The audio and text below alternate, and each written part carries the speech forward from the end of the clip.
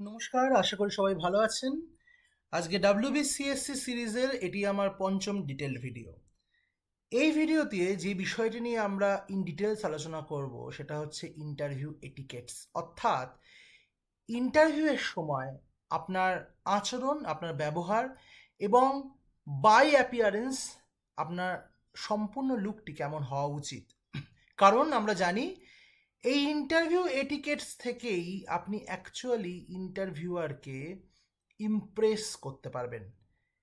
এবং যেহেতু ইন্টারভিউয়ারের হাতেই আছে 40টি মার্কস, বিশেষ করে WBCSCর জন্য, তাহলে কিন্তু এই ইমপ্রেশনটাই আপনার জন্য মেজর ইস্যু হয়ে দাঁড়াবে।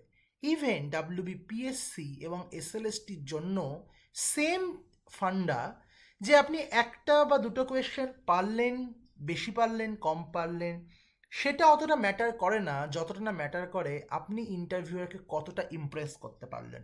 সুতরাং interview etiquettes is very much needed thing. আসুন এটি ডিটেলসে এই ভিডিওটি আমরা এই বিষয়ে আলোচনা করি। আশা করি ভিডিওটি আপনাদের জন্য হেল্পফুল হবে। প্রথম যে পয়েন্টটি আলোচনা করতেই হবে সেটা হচ্ছে dress. Your dress should be always formal. আপনি ফিমেল ক্যান্ডিডেট হলে শাড়ি অথবা চুড়িদার, মেল ক্যান্ডিডেট হলে শার্ট প্যান্ট উইথ শু। এবং এটা মাথায় রাখবেন যে খুব উজ্জ্বল কোনো ড্রেস পরে যাবেন না, যেটা অত্যন্ত ব্রাইট, যেটা চোখের জন্য যন্ত্রণাদায়ক হতে পারে ইন্টারভিউ রুমে।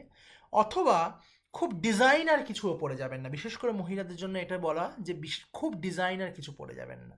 এমন কিছু ফর্মাল ড্রেস চয়েস করুন যেটা হবে আপনার জন্য খুব সুদিং, অর্থাৎ কিনা আপনারকে দেখলে বা আপনার বাই অ্যাপিয়ারেন্স সেটা যেন খুব প্রশান্তিদায়ক হয়, অর্থাৎ চোখের পক্ষে যেন আরামদায়ক হয়। সুদিং ড্রেস হতে হবে। মাথায় রাখবেন ফর্মাল ড্রেস সুদিং, খুব ব্রাইট কালার কিছু চয়েস করবেন না। অ্যাপিয়ারেন্স হাম্বল অ্যাপিয়ারেন্স যেন মনে হয়, অর্থাৎ নম্রতা বা ভদ্রতা প্রকাশ পায়। আমাদের কথার ক্ষেত্রে অনেক সময় যখন আমরা কথা বলি, আমরা ক্যাজুয়ালি খুব অনেক সময় ছুঁড়ে ছুঁড়ে কথা বলি। সে বিষয়টির দিকে খেয়াল রাখবেন, কথা যেন খুব ছুঁড়ে ছুঁড়ে না হয়, অর্থাৎ কাটা কাটা কথা যেন না হয়। এক।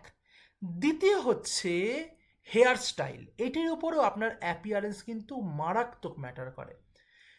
আপনার হেয়ার স্টাইলটি আপনি কিন্তু এমনভাবেই রাখবেন যেটার থেকে আপনার মধ্যে একটি অলরেডি অফিসার ভাইব চোখে পড়ে আর কি।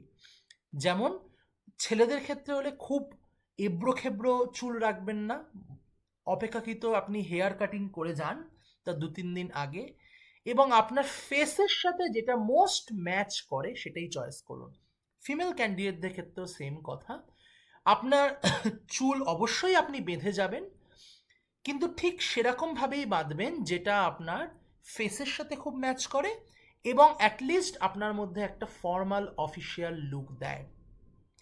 আর দ্বিতীয় কথা, মেল ক্যান্ডিডেটদের জন্য বিশেষ করে এমন কিন্তু সবসময় নয় যে আপনি ক্লিন শেভ করে গেলেই আপনার অ্যাপিয়ারেন্স খুব দেখতে ভালো লাগবে। বহু ক্যান্ডিডেটদের ক্ষেত্রে দেখা যায় ক্লিন শেভ তারা করে গেছেন, কিন্তু সেটি তার ফেসের জন্য সঠিক অ্যাপিয়ারেন্স আসেনি।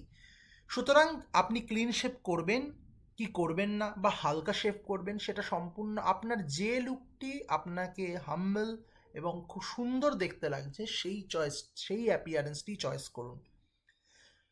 এবার থার্ড পয়েন্ট, যেটা হচ্ছে ইন্টারভিউ স্টার্টিং নিয়ে। ইন্টারভিউ কিরমভাবে স্টার্ট হবে? ওনারা ভেতর থেকে আপনাকে ডাকবেন, আপনি দরজাটি হালকা করে খুলে বললেন মে আই কাম ইন, বা আমি কি আসতে পারি। ওনারা আসতে বললেন, আপনি থ্যাংক ইউ বলে ঢুকলেন। ঢোকার পরই খেয়াল রাখবেন প্যানেলিস্ট কারা আছেন। যদি প্যানেলিস্টের মধ্যে কোনো মহিলা থাকেন, সবার আগে তাকে গ্রিট করুন গুড মর্নিং ম্যাডাম বা গুড আফটারনুন ম্যাডাম বলে। তারপর পুরুষ প্যানেলিস্টকে গুড মর্নিং স্যার বা গুড আফটারনুন স্যার বলে। এটি যেন ভুল না হয়। প্যানেলে যদি মহিলা প্যানেলিস্ট থাকেন, অবশ্যই ম্যাডামকে আগে গ্রিট করবেন, তারপর স্যারকে। মাথায় থাকলো? এরপর কি হবে? এই যে আপনি ঘরে ঢুকে যখন গ্রিট করছেন, সেটা কোথায় করছেন? মনে করুন এটা আপনার বসার জন্য চেয়ার, যেখানে ইন্টারভিউ রুমে রাখা হয়েছে। আপনি ঘরে ঢুকে ঠিক চেয়ারের বাঁ দিকে দাঁড়াবেন, এটা যেন মাথায় থাকে। আপনি চেয়ারের বাঁ দিকে দাঁড়াবেন, চেয়ারের পিছনে নয়, চেয়ারের ডান দিকে নয়, চেয়ারের সামনে নয়, আপনি চেয়ারের ঠিক বাঁ দিকে দাঁড়াবেন। কারণ আমরা কিন্তু অধিকাংশই ডানহাতি হয়ে থাকি এবং ইন্টারভিউয়ার যারা তারাও অধিকাংশ ডানহাতি। আমরা কিন্তু চেয়ারে ম্যাক্সিমাম সময় বসার টেন্ডেন্সি থাকে যে চেয়ার যেন আমাদের ডান দিকে থাকে, তাহলে আমাদের বসতে সুবিধা হয়, কারণ আমরা ডানহাতি। যেহেতু ইন্টারভিউয়ারও ম্যাক্সিমাম ডানহাতি হবে, তাদের ব্রেন সেরকমভাবে সেট থাকবে। সুতরাং এমন কিছু ইন্টারভিউ রুমে করবেন না যেটা একটু অড লাগে। তাহলে আমি কি বলছি, আপনি মে আই কামিন বলে ঢুকলেন, চেয়ারের ঠিক বাঁ দিকে দাঁড়ালেন, দাঁড়িয়ে good morning madam, good morning sir বললেন। কখনোই ভুল করেও চেয়ার যেন ক্রস করে আপনি সামনে চলে না যান, এটা কিন্তু খুব ডিসক্রেডিট। তাহলে মনে হচ্ছে আপনি অলরেডি বসতে চলেছেন বা বসতে চাইছেন, কিন্তু ইন্টারভিউয়ার কিন্তু আপনাকে বসতে বলেননি। সুতরাং ইন্টারভিউয়ারকে আপার হ্যান্ড দিন, আপনি চেয়ারের বাঁ দিকে দাঁড়ান, অর্থাৎ চেয়ার যেন আপনার ডান দিকে থাকে। এটি অত্যন্ত ইম্পর্টেন্ট, মাথায় রাখবেন ব্যাপারটাকে। এরপরে কি হবে, ইন্টারভিউয়ার আপনাকে বসতে বলবেন, আপনি থ্যাংক ইউ বলে বসলেন, আপনি বসে পড়লেন। এবার আপনার হাত, আমরা অনেক সময় ক্যাজুয়ালি হাত ক্রস করে বসি, অর্থাৎ ডান হাত বাঁ হাতের উপর রেখে বসি। সেরকম বসবেন না, ক্রস লেগড, দুটো পা আমরা চেয়ারে বসার সময় অনেক সময় ক্রস লেগ করে বসি, সেটাও বসবেন না। আপনার দু পায়ের পাতা থাকবে এরকম সোজা, অর্থাৎ ইন্টারভিউয়ারের দিকে এইরকমভাবে পায়ের পাতা থাকবে, ঠিক আছে? এবং দুই পায়ের ওপর, বাঁ পায়ের ওপর বাঁ হাত, ডান পায়ের ওপর ডান হাত সোজাভাবে রাখবেন। বেঁকা হয়ে বসবেন না, সোজা করে, পিঠ সোজা করে বসবেন। হ্যাঁ, খুব আড়ষ্টভাবে বসতে অবশ্যই বলছি না, কিন্তু সোজাভাবে বসবেন, যেটা থেকে আপনার মধ্যে সিরিয়াসনেসটা চোখে পড়ে, যেন আপনাকে ক্যাজুয়াল না লাগে। তাহলে এটা হয়ে গেল। এবং কখনোই ভুলক্রমেও কিন্তু পা যেন না নড়ে। আমাদের অনেকের স্বভাব থাকে চেয়ারে বসার পর পা নাড়ানোর, এটা কিন্তু কখনো ভুলেও করবেন না। এর পরের ইম্পর্টেন্ট পয়েন্ট, যখনই কোনো কথা বলবেন, এর আগের ভিডিওতে আমি দেখবেন ইন্ট্রোডিউস অ্যাবাউট ইয়োরসেলফ দিয়েছি, আপনি ইন্ট্রোডাকশন দিন, কোনো কথা বলুন, ইন্টারভিউয়ারের দিকে আই কন্ট্যাক্ট মেনটেন করুন, যার সাথেই কথা বলছেন। বা যখন ইন্ট্রোডাকশন দিচ্ছেন তখন তো সবার দিকেই তাকিয়ে তাকিয়ে বলছেন, আই কন্ট্যাক্ট করবেন, চোখের দিকে তাকাবেন। চোখের দিকে না তাকালে মনে হয় আপনি আন্ডার কনফিডেন্ট। অবশ্যই চোখের দিকে তাকিয়ে কথা বলবেন, চোখের দিকে তাকিয়ে নম্রভাবে কথা বলবেন।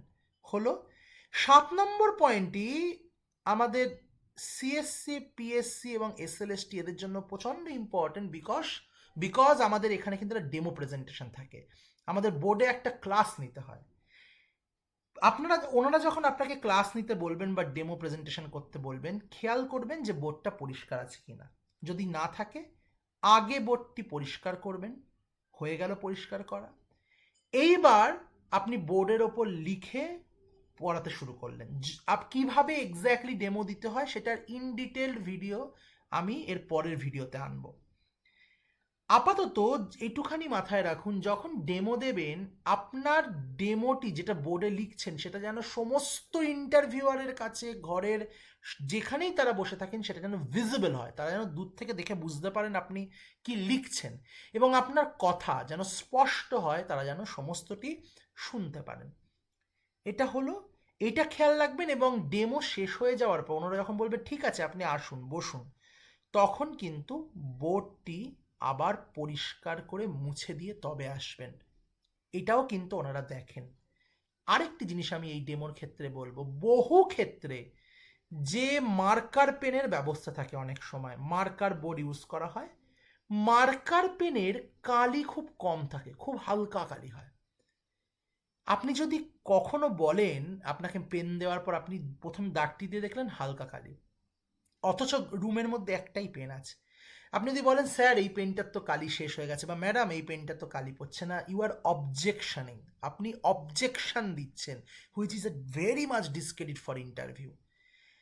যদি একটাই পেন থাকে, বা যদি আপনাকে যে পেনটি দেয়া হয়েছে সেই পেনটিতে দেখেন যদি হালকা ঝাপসা কালি, একদম কালি নেই, সেক্ষেত্রে তো আপনি বলতে বাধ্য হবেন ঝাপসা কালি হলেও আপনি কিন্তু একটু বড় করে লিখে হলেও বোঝান, আপনার মধ্যে কনফিডেন্স দেখান যে আমি যে কোনো সিচুয়েশনে পড়াতে পারি।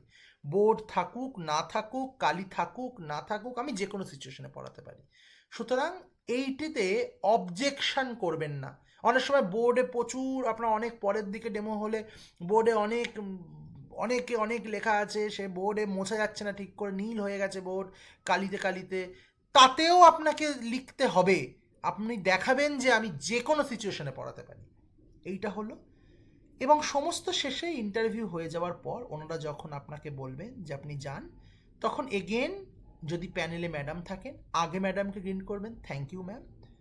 পরে স্যারদের গ্রিট করবেন, থ্যাংক ইউ স্যার বলে সুন্দর করে চেয়ার থেকে উঠবেন, যাতে খুব আওয়াজ না হয়, চেয়ার পড়ে না যায়। চেয়ারের বাঁ দিকে আসলেন, এসে উল্টো দিকে ঘুরে সোজা ঘর থেকে ধীরে ধীরে ধীরে ধীরে বেরিয়ে যাবেন। বেরিয়ে যাওয়ার সময় খেয়াল করবেন দরজা বন্ধ করার সময় খুব যেন আওয়াজ না হয়, ধীরে সুস্থে বন্ধ করবেন। এই জিনিসগুলো একটু দয়া করে খেয়াল রাখবেন। ইন্টারভিউ এটিকেটসের জন্য এটি কিন্তু আপনার জন্য অত্যন্ত ইম্পর্টেন্ট হতে চলেছে। ভিডিওটি ভালো করে বোঝার চেষ্টা করবেন। যদি কোনো প্রশ্ন থাকে কমেন্টে জানাতে পারেন, অথবা আমি ফেসবুকেও লিঙ্ক শেয়ার করি, ফেসবুকেও আপনি আমাকে প্রশ্ন করে জানাতে পারেন। আশা করি ভিডিওটি আপনার জন্য হেল্পফুল হবে। সবাই ভালো থাকবেন। ধন্যবাদ।